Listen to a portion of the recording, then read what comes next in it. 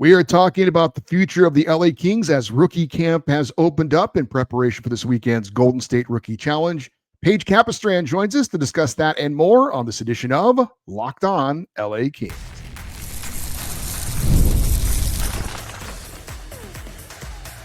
You are Locked On Kings, your daily podcast on the Los Angeles Kings, part of the Locked On Podcast Network, your team every day. Hey, Kings fans, welcome to Locked On LA Kings, part of the Locked On Podcast Network, your team every day. Thanks for making Locked On LA Kings your first listen every day. We are free and available wherever you get your podcasts and on YouTube. Today's episode is brought to you by FanDuel. Download the FanDuel app right now and visit FanDuel.com, and you can win $300 in bonus bets if your first $5 bet wins. I'm Eddie Garcia, your host of Locked On LA Kings. I've worked in sports media for the past 30 years, one of the co-hosts of Locked On NHL Game Night, a nightly podcast and YouTube show that recaps the night in the NHL, and a passionate LA Kings fan for over 30 years. We are happy and excited to welcome in for the first time today's special guest. She is the analyst on Ontario Reign broadcasts and does special features on social media as well for the Reign. She's a former player at Northeastern University and professionally with the Boston Pride of the PWHL. She is Paige Capistran. Hey, Paige, welcome to the show. Eddie. Thanks for joining us. Yeah, I'm excited. Good to have you. Good to have you. And good to see you out a little bit earlier today as we were recording this for the opening of rookie camp. Definitely want to get into that. Want to get into this weekend's Golden State rookie face-off down in Irvine. But since this is the first chance that you have to join us, I would love for you to kind of let the audience know a little bit about you and how you ended up with the Ontario Reign. Yeah, so I played at Northeastern in Boston for my 4 collegiate years. And after that, I worked behind the scenes at Nesson for like 2 years. And then I worked for Hockey East for their broadcast. So I was working a bunch of Northeastern, BU, BC games. And then Jared Shafrin, my play-by-play partner here at the Reign, got my name, asked if I was interested in coming last season, and I was. So it all happened really fast, but I can't wait for my second year. We were talking about it earlier today, but the Manchester Monarchs, I'm from Manchester, New Hampshire. So I grew up going to Manchester Monarchs games. So to think that now I work for what used to be the Manchester Monarchs is it's kind of like a full circle thing. But yeah, just a hockey girl from New England, from Manchester, was around Boston, and now I'm here. Had you ever been out to the West Coast at all before you got the job here? And how has the, culture change been for you?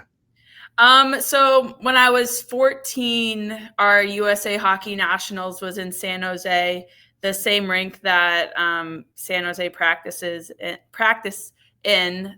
So when we played there last season, I was like, oh, I know this rink.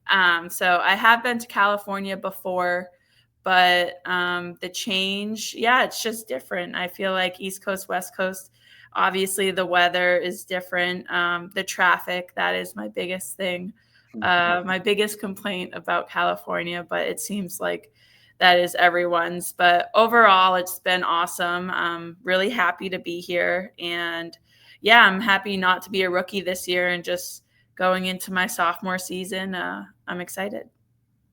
Well, it's great to obviously have you out here. West Coast hockey is still, I guess, in some ways growing, but there's certainly a great group of hockey fans here that are like me, that didn't grow up with the game, but found it at some point in their lives and just fell in love with it. So it's pretty cool that the love of the game can kind of bring us all together. I've enjoyed some of your features. The lap with Cap, I was a big fan of last year. For people that don't know, it was something put out there on social media where you would have a slow skate around the ice with a member of the Ontario Reign and just have a kind of like you and I are having a conversation, get to know them a little bit more. Will you be doing any more of that this year, or are there some new features that you have planned for this season? So there will be some new stuff, but we are keeping Lap with Cap, which is exciting because I love doing that. Love throwing my skates on, getting to know the guys, try and help the fans know them from on a personal level. Those are just probably the most fun interviews I do. We'll be doing those again. So if any of the Reign fans want me to interview a specific player, let me know. I'm trying to actually see if we can have this year interview Lordo. So would love to get the new coach on the ice and hit him with the hard-hitting questions. So we'll see. But yes, Lap with Cap is going to happen again. And yeah, I'm excited for that as well. I think that's a great idea. We had Andrew Lord on this show, and I thought he was a great guest. Seemed like a great guy, and I think that people would definitely enjoy that. And we'll talk more about the new coach of the Reign coming up here in a moment. But as I mentioned earlier, today, as we're recording this on Thursday, the opening day of Kings Rookie Camp. It's exciting not only to get to see possibly the future of the LA Kings and some Ontario Reign players for this year as well, but it also is just another step along the way to getting into hockey season, which is obviously exciting. For me, I don't know if it was because of the way the season ended for the Kings this year, but it seemed like an extra long off season for me. So I'm really glad to get back to some hockey and at development camp was earlier, now rookie camp. I did want to ask you your impressions of the difference between development camp, which we had back in June, and rookie camp, which we had starting today. Well, I feel like development camp from like a media standpoint, I feel like it was like kind of a tease because like you just said, I felt like this off season took forever, probably because the Reign also lost really fast in playoffs. Like our season, we were done before May. So it was just a really long off season, but with development camp, it was like the end of June going into July that week. I really enjoyed it. It was my first experience ever being at a development camp, and to see those guys back this week. Not all of them, obviously, we don't have the NCAA players, but I think it's a bit of a different feel this week because we know the season is coming. But also the same type of feel is that these players, they know that they're trying to develop. Some of them have goals of, you have it from goals of going to make the Kings to going back to their teams and just being a better player. So, yeah, I love being around the young guys in the organization because it's fresh. It kind of brings up an interesting point. Some people who are watching this have different levels of knowledge when it comes to amateur hockey, junior hockey, college hockey. As a former NCAA player, you've seen the landscape change a lot here recently. And there are options now for some of these younger players where they can play in junior hockey or college hockey or both. We're seeing Gavin McKenna, who is going to be the number one pick most likely in next year's draft, leaving his junior team. He's playing at Penn State and kind of making some extra money on the side too. So it is interesting that these younger guys have a little bit more opportunity and options for them than when you were playing. Yeah, it's crazy to think that now the collegiate players can make money.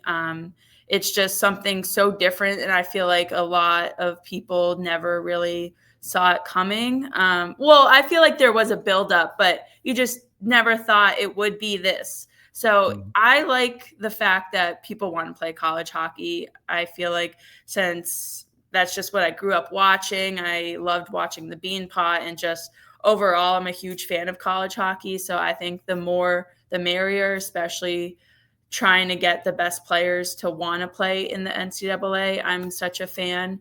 And I think like just a big thing that a lot of players, when they look at college hockey, is the number of games that they play. Like college hockey, you're playing about a little more than 40 if your team does well in playoffs. So it's just the number of games, I think, is a reason why some players just don't want to play college hockey.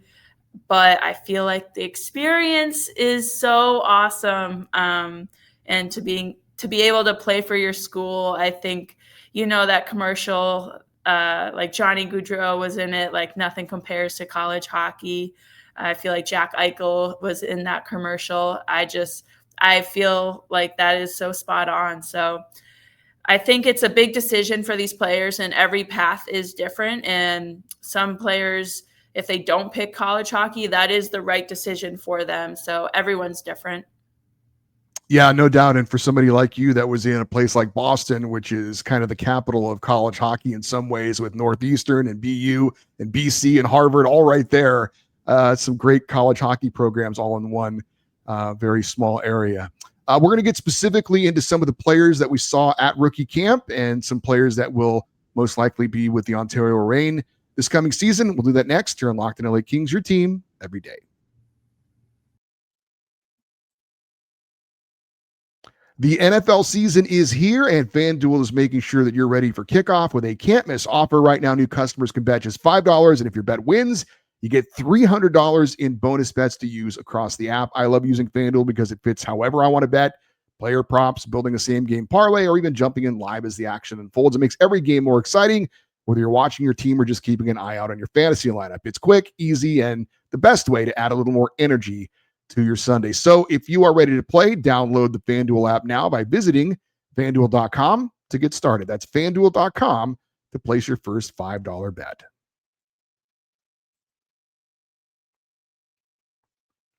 All right, we are continuing with Paige Capistran. She is an analyst for the Ontario Reign, and she was out at rookie camp today for the LA Kings. And I did want to ask you real quick, we do have the Golden State rookie face-off. I'm trying to make sure I get that right because it's changed for this year. The Kings were the host of an event like this last year, and there were, I think, twice the number of teams involved last year as this year. I don't know if you were, I know a lot of the Kings support staff probably were helping out running that tournament as well and doing things. It was fun and it was exciting, but it seemed pretty hectic too. Now just 3 teams, Kings, Ducks, Sharks coming up in Irvine. Maybe a smaller group, but maybe less is more this time around. Yeah, so I actually wasn't hired yet. That was right when I started talking to Jared last season. But after talking to him, it was very hectic. And I know he had so much on his plate, especially from like a PR standpoint. But to think that, my complaint is there's less hockey this way. True. But like the less is more. You could look at it that way and try and find the silver lining that you really get to watch these specific players more deep. But yeah, I feel like I didn't really get to experience last year, but I am excited for this weekend and feeling like we'll be able to see these players that we like. A guy like Greentree, we couldn't really watch him during development camp. So yeah, it's going to be a good weekend, good 2 games. We'll definitely get into Liam Greentree a little bit, but we mentioned Andrew Lord, the new head coach of the Ontario Reign, following Marco Sturm, who has moved on to be the head coach of the Boston Bruins. We saw him running rookie camp today. He's going to be on the bench for the rookie faceoff as well. As I mentioned, he had a chance to be on this show. Have you had a chance to talk to him, and maybe what are your thoughts on the new head coach of the Ontario Reign? Yeah, I think he's been great. I did an interview with him in the middle of July, so basically right after they announced that he got the head spot, and feel like he commands the room. That's what I feel like he does, and that's exactly what you need from a head coach. And just watching him today would have been the first practice I watched him lead, and I was impressed. And I think that it's exactly what the Reign needs right now. And I think for the Reign players, it's Marco was awesome. I'm a huge Marco Sturm fan. But like whenever you get a new coach, it's a little spark of excitement, because if you have a role on your team that you want to change, that you have an open door to try and have whatever the coach thinks about you. You have a new slate. So I think he seems awesome. I feel like he's great to the media so far. And I'm excited to just watch his first season with the Reign. Yeah, it's funny. I was standing down at ice level with Russell Morgan, one of my colleagues over at Hockey Royalty, who's been a guest on the show. And we were both commenting that Andrew Lord has a very booming voice. He was able to easily communicate to everyone on the ice rink when he was kind of pointing things out, what he wanted to do with the drill. And then when he got the team together at center ice, even his quiet voice, you could clearly hear from all the way in the corner of the rink. So he's got the voice and he knows how to use it, not screaming at anybody, but just has a projecting voice that was just booming. So Yeah, he definitely, it looks like he's a very good communicator for sure. And from the player's perspective, that's all you can ask for a head coach, is to be able to hear them when you're in the corner in line and when you're wondering what you're doing in the next drill. If your coach is loud, it's perfect. So I'm sure that's not a complaint for the players. Yeah, I don't think so. I think everybody has a very easy to hear exactly what he's saying, which is I'm totally a compliment, by the way. So you mentioned Liam Greentree. Had a chance to chat with him briefly in the locker room after the opening of rookie camp. An impressive guy. Certainly, if he's not the number one, the number two, depending on the goaltending position and the prospects there, as being the top prospect right now for the Kings. If somebody were to somehow crack the lineup for the Kings out of the group we saw, I guess he would be the one, although I think some things would have to happen for that to be the case. But just some of your impressions on Liam Greentree, the number one pick of the Kings from last season. Yeah, I mean, like, you never know what will happen. So I feel like him coming in with this mindset of trying to make the Kings roster, and we know that he's young. So say if he doesn't make the Kings roster, it is him going back to the OHL, and he had 119 points last season, I believe. So that when you look at the numbers, that's just shows how much he can produce on the ice. So I think that I've heard him say one of the things he's been trying to work on is his skating. So I feel like that is just such a summer thing that you do. And I think the fact that he had that surgery on his wrist, really, what else can you do besides practice your skating and work on your edges and your stride? So when you are trying to think of a silver lining, when we look back at development camp and he couldn't play in the games or the scrimmages we had, but he was out there on the ice for practices. I feel like he's just a player that if you're that good, you know what it takes to continue to grow. So I'm excited to watch him actually play this weekend. Yeah, for sure. And he was asked how the wrist was doing, and he said, maybe a little bit sore afterwards, but he felt that the wrist was doing well. Talked about kind of the changing landscape for young hockey players, and there's a rule change that's going to go into effect next year. They're trying to kind of fast track it this year, where Liam Greentree, if they are able to pass this, could have the option of playing for the Ontario Reign this year. I asked him about it. He said he wasn't really keeping track of it, just kind of focused on if he has to go back to junior, he'll do that. What kind of, you obviously follow the AHL and see that level of hockey. What kind of advantage could that be if, in fact, that ruling comes down where he could possibly play for the Reign this year? Well, I feel like it's professional. Like the AHL, the older guys you play up against, you can't compare that strength if you're going up against guys who are 25, 26, 27 years old. And I just think from a development standpoint, it is the best development league you can play in as a player if you're trying to make the NHL. So for the guys that are a little too young, if they had that opportunity, it would be just so great for the development of them, because the AHL, it's a weird league, because some teams they're trying to win, but also develop guys. So there's a whole science behind it. But the most important part is development. So if you want to get better, if you want to get to the NHL, AHL is where it's at. Yeah, and it's interesting you mentioned that. Looking over the roster for this year, it seems like the Reign are a little bit more slanted towards prospects and some younger guys this year. Do you agree with that? Do you think this year's Reign team has a little bit more of those younger prospects that are going to play a bigger role this year? Well, I think that some of the younger guys from last year will have a bigger role. Like when I think of Angus Booth, last year was his rookie season for the Reign, but on the point, I felt like when he was out because of injury, we really needed Angus Booth. And I think that he's a guy that he probably not even halfway through the season, first few months, you knew he was a game changer for the Reign. And I think he is someone who we'll see him this weekend, but for the Ontario Reign, doesn't matter that he's one of the younger guys. He could be a leader on the Reign team, but there'll still be a few good amount of older guys for the Reign who can make sure that everyone knows what to do on and off the ice. And from a you think of the locker room, Joe Hickett's, he'll be wearing the C again this year, and he's an excellent captain for the Reign. So I think that if it's anything like last year, they're in good hands when it comes to a leadership perspective.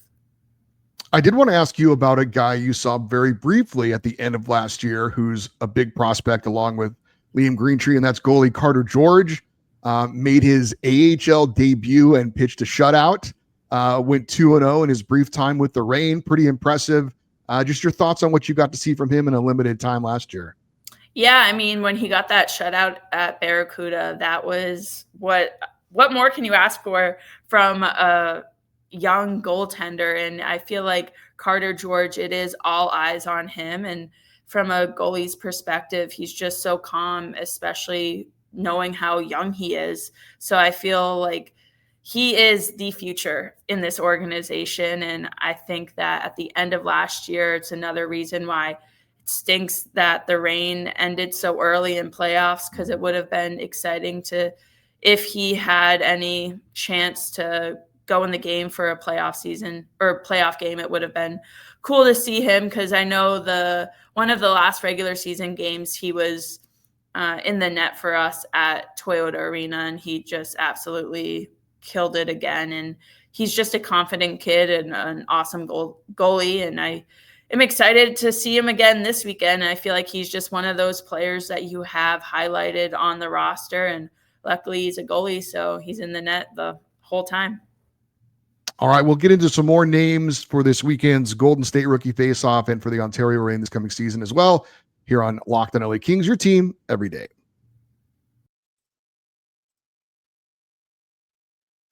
Ever check your bank account and wonder, where did all my money go? Between dining out, online shopping, and entertainment, it's easy to lose track. That's where Monarch Money comes in, your personal CFO, giving you full visibility and control over your finances. Monarch Money isn't just a budgeting app, it's a complete financial command center. You can track all your accounts, investments, and spending in one place, so you stop just managing your money and you start building wealth. Instead of juggling multiple apps, you can use Monarch to check your finances, track spending, and even plan long-term goals. Managing money with your partner is smoother than ever. You can track shared and personal accounts, set goals, and stay on the same page without the stress. Take control of your finances with Monarch Money. Use the code LOCKEDONNHL at monarchmoney.com, and you'll get 50% off your first year. That's monarchmoney.com, code LOCKEDONNHL for half off your first year. All right, we're wrapping it up with Paige Capistran, analyst for the Ontario Reign. I mentioned Carter George. I don't know if you have any update, but I'm not sure. There's no one else to ask but you because you're here with us. But Eric Portillo had some injury issues last year in net for Ontario. I believe there was back surgery in the offseason. I'm not sure what his timeline is. Have you heard anything about his recovery and where he might be ready to resume play for this coming season? Timeline-wise, I don't have anything as of right now. But yeah, that's what I got. Sorry. Okay, that's fine. Any of the returning guys for the Reign this year that you're kind of looking forward to seeing how they develop for this coming season? Yeah. Well, Jared Wright is a guy that he played at the end of the Reign season when his Denver team was done in the NCAA, and we'll see him this weekend for the rookie face-off. And he was someone that I know his first game was kind of funky for the Reign. He wasn't originally going to play that night, so he kind of got bagged in the morning.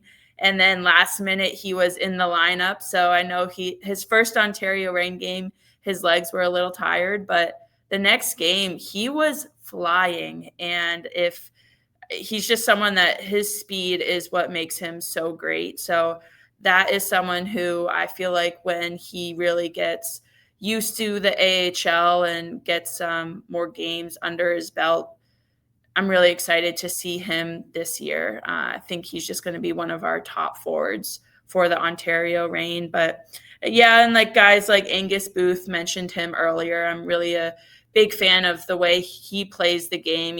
People compare him to like Mikey Anderson. So I feel like if that's how you're being compared, what a compliment, right?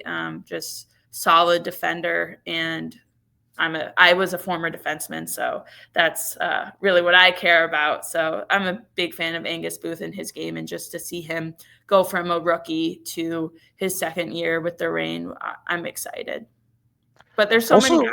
So yeah, I was going to ask you about Jack Hughes. This is going to be his first year with the Reign, former Northeastern and BU player from your neck of the woods. He was a second round pick, and it kind of seemed like it wasn't going to happen for him after his college career, but he ends up signing a deal with the Reign.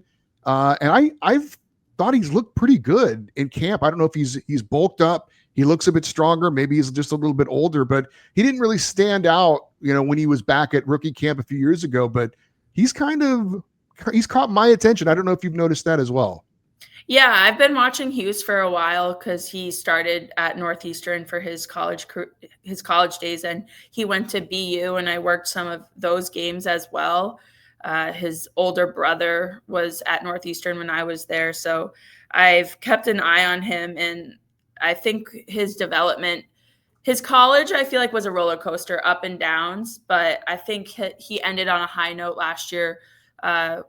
I think it's so important for a player to have experience on winning teams. And you look at him playing for BU last year, they made it to the national championship. So they did have that winning mentality. And I feel like that is what organizations want in players. BU didn't win the national championship, but they won what it took to get there, which is a lot of games, a lot of conference games. So I think that he's someone that I'm sure will want to be producing more than he did in the middle of his college years. But I think his senior year, it looks like he got 25 points last year, and that's in 40 games. So that's a good chunk of production right there. And I feel like he's a guy that he wants to get better. He knows he needed to get stronger. So talking to him at the end of development camp, he knew what he needed to do for training wise. So I feel like ball is in his court on how he does. And finally, a couple of young defensemen. One of them will be with the Reign. One of them will be going back to junior. But of course, the number one pick for the Kings in this year's draft, Henry Brustevich, is out at rookie camp. He'll be at the Golden State Rookie Faceoff. And another guy I don't know too much about, but I'm anxious to get to see more of him, is Kirill Kirsanov, playing in North America for the first time, coming over from Russia, former third-round pick. So a couple of young defensemen, I think, looking forward to seeing what they do at this weekend's tournament as well. Yeah, absolutely. And for Henry, I know that he is a defenseman that can kind of do a little bit of it all. So I think to being able to do that, play defense and create some offense, so important. And I know that him and Woolley, they looked like they were pairs today. And we know that they come from London Knights together. They're really close friends. So I think that just having those two guys as a D pair this weekend, assuming that they don't change. But again, we've only seen one practice. So we could, tomorrow morning, they might not be together. But yeah, and Dvorak, I think, will be a good D partner as well, because when you think of just coming from Russia, and just Dvorak knows coming into the AHL last year, being a guy not from here and learning really the ropes at such a young age. I feel like he's a younger player, but with veteran status, having a full year of the AHL under his belt, because we saw today he was with Kirsanov as their D partner. So again, it's a first practice, but I think that the D pairing, if you feel comfortable with who you're paired with, it goes a long way in just for the two games. All right, that is Paige Capistran. She'll be on the call of the Ontario Reign this season, and also look out for her on social media as well, doing a lap with Cap and some other things. If you want to follow her on X and Twitter, it's at Paige Capistran, PAIGE Capistran. Paige, thanks for doing this. Great to have you on for the first time. Hope we can do it again during the season as well. Yeah, thank you, Eddie. Anytime. Okay, take care, and looking forward to the hockey season. Me too. All right. For you everydayers, those of you that listen and watch Locked On LA Kings every day, we'll wrap up the week with our fan feedback show. Your chance to ask any questions or share any thoughts you have about the LA Kings. The email address to get in on that is lockedoneddie@gmail.com, EDDIE. And you can always leave your comments if you're watching on YouTube in the comment section. Stay interactive with the show on social media, X, Twitter, Instagram, TikTok. We're at Locked On LA Kings. I'm Eddie Garcia. Thanks for listening and watching this episode of Locked On LA Kings, part of the Locked On Podcast Network, your team every day. Have a great rest of your day. We'll talk to you next time. And as always, go Kings, go.